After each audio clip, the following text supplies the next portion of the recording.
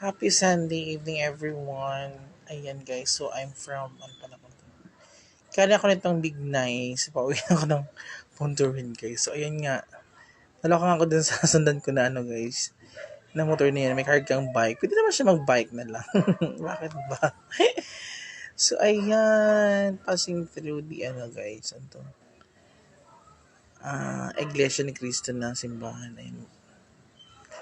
Tapos isa pa na guys, sa kailangan ma-share itong isang truck na ito guys. Diyos ko, napaka mausok yan guys. Sana pag bumira yan ng paano pa tawag nito, medyo matarik. Paahon, Diyos me. Ligo ka talaga sa usok guys. Di ko lang alam kung paano siya nakapasa ng emission tests. Usok talaga yan sa no. Padhandahan pa siya guys kasi naka-video na ako. Takot siyang ma-discover yung kanyang usok na napakaitim.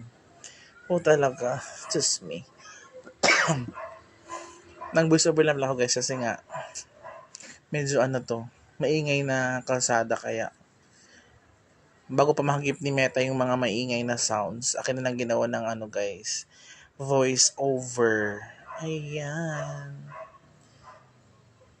Ayan si ano ko, si mamang driver. Ito guys, kakaiba tong driver to kasi nung mag-book ako, ang gwapo-gwapo nung sa picture guys. Pero nung dumating itong driver to guys, Diyos ko, hindi talaga siya, iba tang mukha. Sabi ko, paano nangyari? Ba't iba yung mukha? Sabi niya, ay sir, ano kasi nakalib yung kapatid ko kaya ako mo nang nag-drive. Sabi ko, pwede pala yun.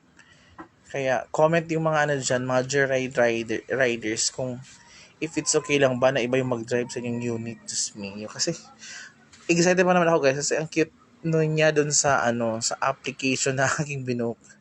Pagdating niya guys, Diyos ko, hindi ko carry. Medyo na ano ako disappoint.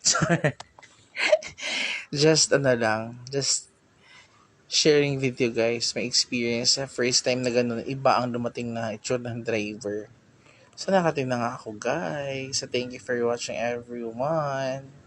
I'm home. It's maulan talaga. Sobrang maulan. Ingat po ang lahat.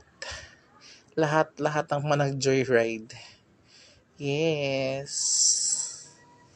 Thank you guys. Ayun. Nagbayad pa pala ako ate dyan kaya matagal ako nakaboba.